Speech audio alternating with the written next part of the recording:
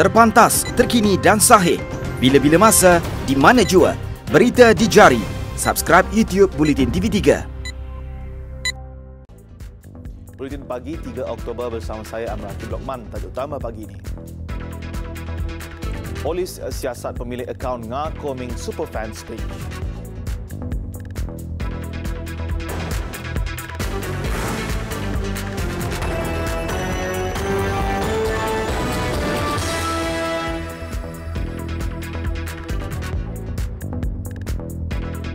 Assalamualaikum dan salam sejahtera. Polis mengesahkan menerima laporan polis dibuat seorang pengiring Sultan Selangor terhadap pemilik akaun Nga-Koming Superfans Club yang didakwa menghasut masyarakat Cina membenci Sultan Sharafuddin Idris Shah. Timbalan Ketua Polis Negara Datuk Seri Mazlan Mansor bagaimanapun enggan mengulas lanjut kerana ia masih dalam siasatan. Report dibuat di Shahlam dia semalam. Ada siasatan. Kalau tak silap saya lah, ada report dibuat semalam. Kita siasat dah dulu, tengok macam mana. So apapun biarlah kita lihat daripada semua angle dulu ya. Saya tidak mahu komen di peringkat ini.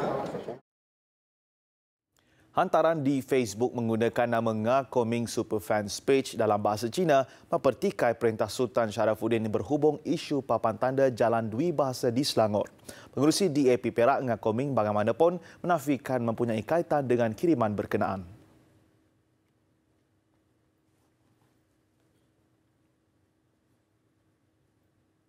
Polis sedang berusaha mengesan pihak yang membeli gading gajah pigmi yang dibunuh di Sungai Udin, Dumpas di Tawau, Sabah minggu lalu. Ketua Polis Daerah Tawau ACP Peter Umbuas berkata pihaknya tidak menolak ada lagi tangkapan akan dibuat berhubung kes pembunuhan gajah itu. Gading gajah pigmi itu disembunyikan di Felda Umas, kira-kira 10 km dari lokasi haiwan terbabit dibunuh di kawasan Rizab Sungai Udin. Seorang daripada 6 suspek yang ditahan ialah individu yang memotong gading berkenaan. Semalam, 6 suspek termasuk seorang warga asing berusia antara 48 tahun hingga 68 tahun di Felda Umas. Polis turut merampas 53 kelongsong peluru dan 56 peluru hidup serta 3 senjata api dipercayai digunakan suspek. Kepada semua pemilik senjata api yang berlesen, ya, jangan sekali-kali menjalahgunakan senjata api tuan-tuan untuk kegunaan yang menyalahi undang-undang. Patuh kepada syarat yang ada kepada pada lesen anda. Apatah lagi menyerahkan senjata anda kepada orang lain yang tidak ada lesen dan membeli peluru dan menjual peluru kepada orang yang tidak ada lesen. 2 daripada 6 suspek dikenal pasti adalah pekerja Felda Umas yang diberi tanggungjawab mengawasi hidupan liar. Semua suspek dibawa ke mahkamah bagi mendapatkan perintah reman pagi ini.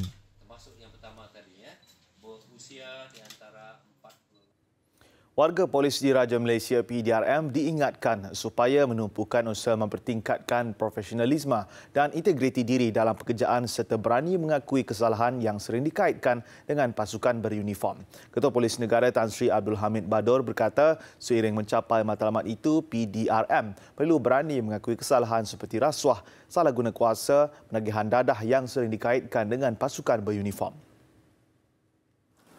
So kita mesti berani mengakui hakikat tersebut supaya kita dapat menoleh ke hadapan, memandang ke hadapan untuk mengubah diri kita. Dan sudah beberapa kali saya menyatakan dalam forum-forum sebelum ini, sekiranya kita masih lagi sombong, mementingkan diri sendiri dan enggan mengakui kesalahan kita tidak akan ke mana-mana. Beliau berkata dalam ucapannya ketika majlis penutupan program Ijazah Sarjana Sains Sosial Pengajian Kepolisan, Diploma Siswazah Sains Kepolisan DSSSK dan Diploma Eksekutif Sains Siasatan DESS sesi 2017-2019 di Maktab Polis Diraja Malaysia di Ceras Ibu Negara.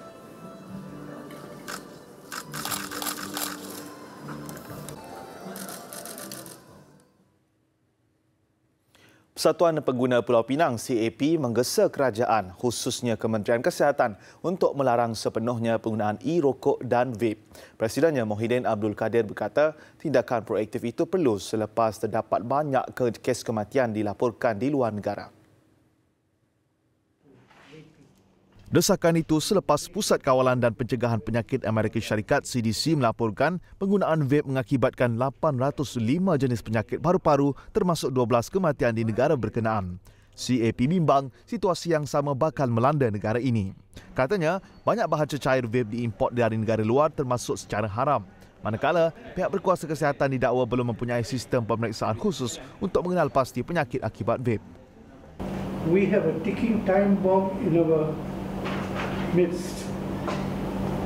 There are an estimated 1 million vapers in Malaysia and about 10% of whom are minors. Tambahnya lagi, terdapat kajian yang menunjukkan pengguna vape boleh mengalami penyakit paru-paru seperti emphysema dan obliterative bronchiolitis OB.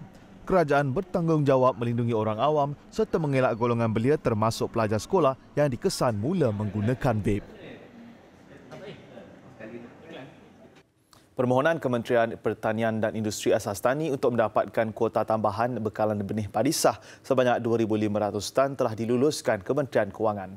Menterinya Datuk Salahuddin Ayub berkata berdasarkan perkembangan terbaru itu, kemelut yang melanda golongan pesawah khususnya di Perak dianggap selesai. Dah ada keputusan, dah beres. We walk the talk. Cuma kita dah hadapi itu kerana ada permintaan saat akhir. Ada di kalangan tempat itu mereka pada mulanya tak nak tanam, tapi lepas tu nak tanam pula. Jadi kita selesaikan cepat. Kita accommodate ya. Beliau mengulas laporan media minggu lalu mengenai kemelut melanda lebih 4,000 pesawah di bahagian Serai Perak yang tidak dapat memulakan musim penanaman padi. Ia berikutan kegagalan golongan itu mendapatkan bekalan benih padi sah daripada syarikat pembekal.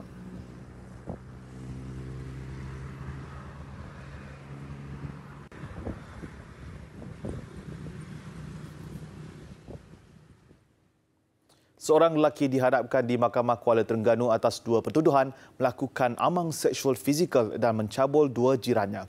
Tertuduh Muhammad Asri Ramli Elias Ngah, 54 tahun, bagaimanapun mengaku tidak bersalah bagi kedua-dua pertuduhan. Mengikut pertuduhan di Mahkamah Session, tertuduh didakwa melakukan amang seksual fizikal ke atas mangsa seorang remaja perempuan berusia 15 tahun. Perbuatan itu dilakukan di kawasan letak motosikal Blok Glamour, Flat Kondo Rakyat, Kuala Ibai kira-kira jam 6.50 pagi 24 September lalu. Kes mengikut Seksyen 14-A Akta Kesalahan Seksual terhadap kanak-kanak 2017. Hakim Noria Osman menetapkan 4 November depan sebagai tarikh sebutan semula kes dan tidak menawarkan sebarang jaminan. Sementara itu, di Mahkamah Magistrate, tertuduh didakwa menggunakan kekerasan jenayah terhadap ibu mangsa 44 tahun dengan niat untuk mencabul kehormatannya. Magistrate Abdul Hai Salim menetapkan 15 Oktober sebagai tarikh sebutan semula kes dan tiada sebarang ikat jamin.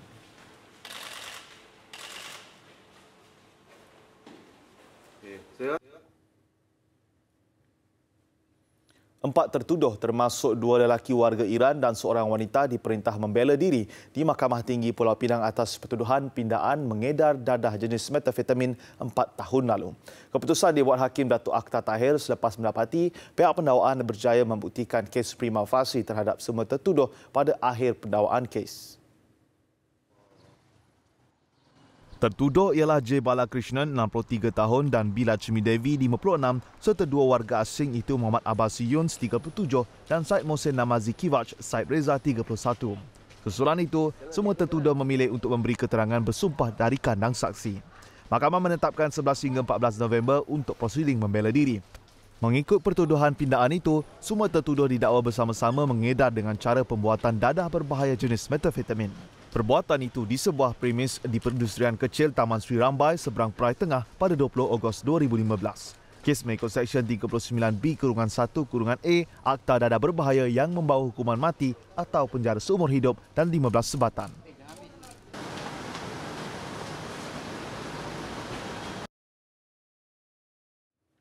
Parti Amanah Negara tidak mempunyai masalah untuk duduk bersama PAS di Kongres Maruah Melayu yang akan diadakan pada Ahad ini. Timbalan Presidennya Datuk Salahuddin Ayub berkata tidak menjadi satu kesalahan untuk bergandengan bersama parti pembangkang itu. Lebih-lebih lagi, ramai pemimpin lain akan turut hadir, termasuk Perdana Menteri Tun Dr. Mahathir Mohamad. Saya setakat ini tidak menerima apa-apa jemputan lagi tentang kongres itu. Yang saya faham, Tun atas sifatnya sebagai Perdana Menteri dijemput untuk menyampaikan ucapan dan saya dengar ramai pemimpin yang lain akan hadir. Jadi kalau nak ditanya tentang duduk bersama tu, apa salahnya duduk bersama?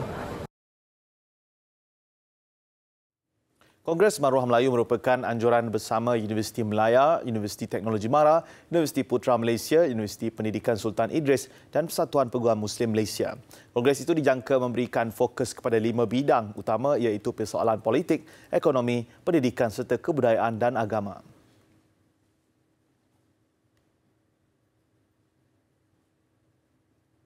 Bertujuan mendidik generasi muda mengenai kepentingan menjaga alam sekitar, kelestarian alam sekitar, Kelab Mesra Alam Politeknik Sultan Salahuddin Abdul Aziz Shah menganjurkan ekspedisi mengumpul data asas inventory flora.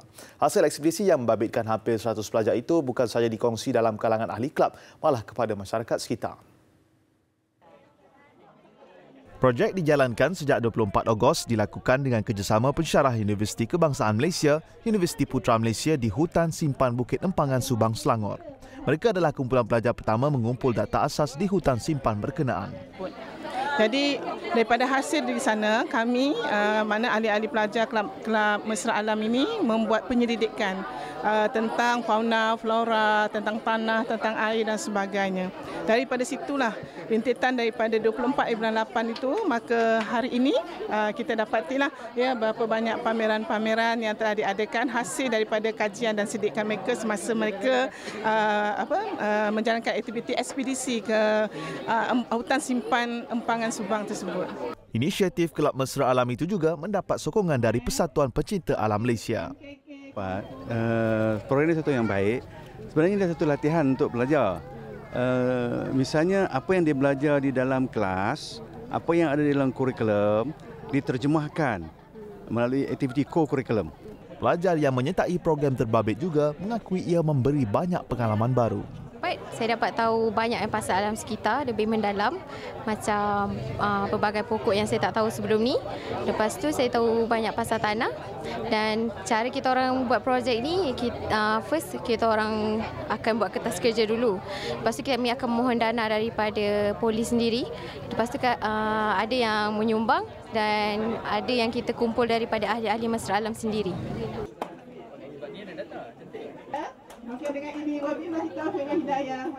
Besar impaknya. Pantas menampilkan prosiding ini secara keuangan maya. Berita di jari. Subscribe YouTube Bulletin TV3. Laporan luar negara, 4 mayat ditemui di bawah runtuhan jabatan di Taiwan, manakala 2 lagi dilaporkan masih hilang. 2 daripadanya dikenal pasti merupakan warga negara Indonesia. Usaha menyelamat diteruskan bagi mencari 2 mangsa yang dipercayai terperangkap di dalam bot nelayan. Sekurang-kurangnya 14 orang cedera berikutan insiden jabatan berukuran 140 meter yang dibina di Bandar Nang Fangau pada 1998 runtuh pada kira-kira jam 9.30 pagi waktu tempatan. Sebuah lori tangki minyak yang melintasi jambatan berkenaan terhumban ke dalam laut sebelum meletup. Punca kejadian masih dalam siasatan.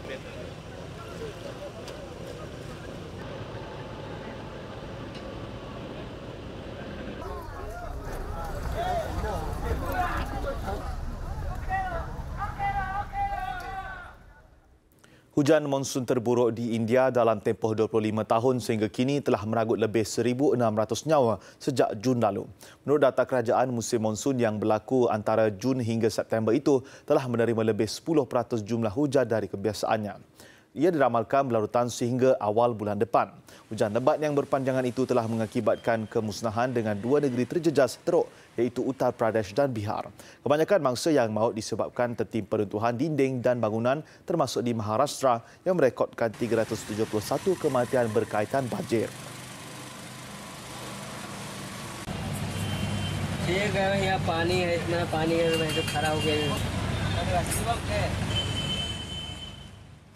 Agensi Pertubuhan Bangsa-Bangsa Bersatu bagi Pelarian UNHCR mendedahkan lebih 1,000 pelarian dan pendatang dilaporkan maut di Laut Mediterranean. Justru negara Kesatuan Eropah digesa untuk mengaktifkan semula operasi mencari dan menyelamat bagi mengurangkan risiko kematian. Perjanjian Kesatuan Eropah dan Ankara pada 2016 menyaksikan pengurangan bilangan pelarian dari Turki ke Greece. 70% punca kematian disumbangkan oleh perjalanan di lautan dalam cubaan melarikan diri dari Libya menuju Itali atau Malta. Sejak 2014, lebih 18,000 orang dilaporkan terkorban ketika cuba merentasi Laut Mediterranean.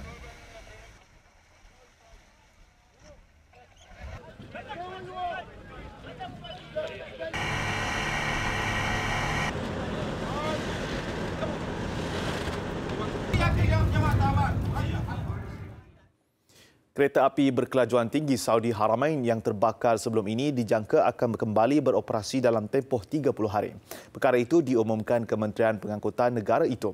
Perkhidmatan kereta api berkenaan dihentikan susulan kebakaran di stesen Jeddah sehingga mengakibatkan sekurang-kurangnya 5 cedera. Operasi perkhidmatannya akan disambung semula melibatkan terminal lapangan terbang King Abdul Aziz yang baru selain stesen Mekah dan Madinah. Dalam kejadian Ahad lalu, kebakaran itu berlaku selama 15 jam sebelum dipadam sepenuhnya.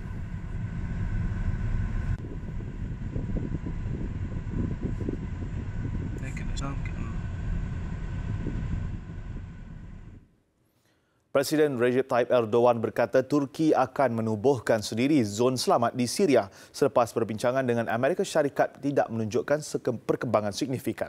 Dalam ucapan permukaannya di Parlimen, Erdogan memaklumkan sehingga kini rundingan berkenaan belum menunjukkan hasil seperti yang telah dipersetujui sebelum ini. Ini membuatkan Ankara tiada pilihan lain selain meneruskan rancangan itu sendiri selepas mengeluarkan ancaman ketenteraan sekiranya pelan itu tidak memenuhi kriteria yang ditetapkan. Selepas 8 tahun peperangan tercetus di Syria, Ankara dan sekutu Washington NATO bersetuju untuk menubuhkan zon selamat di sepanjang 480 km di sempadan dengan kedalaman 30 km.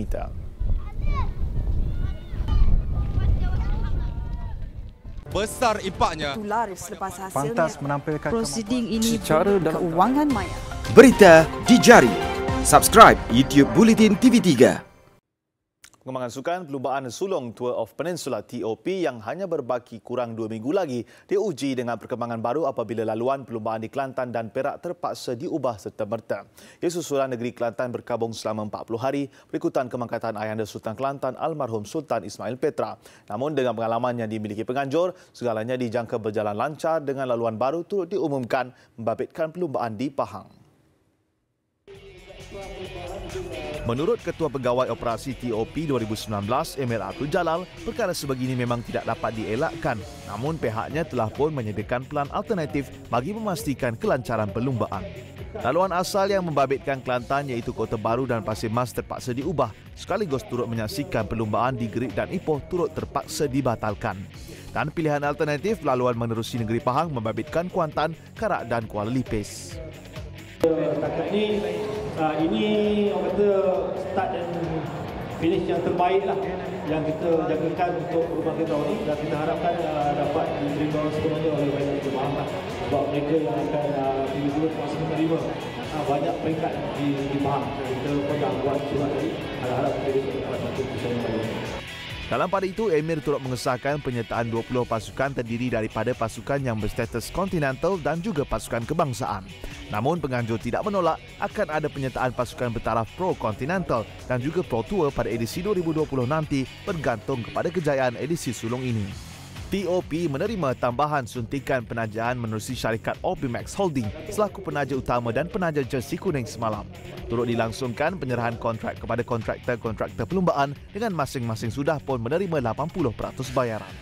Bagi mengelakkan kelewatan hadiah kemenangan, Autoshoot Event turut menyerahkan wang berjumlah RM329,500 kepada PKBM bagi membolehkan pemenang menerima hadiah wang kemenangan sebaik perlumbaan tamat. Tour of Peninsula 2019 akan memulakan kayuhan 15 Oktober ini membabitkan 5 peringkat perlumbaan.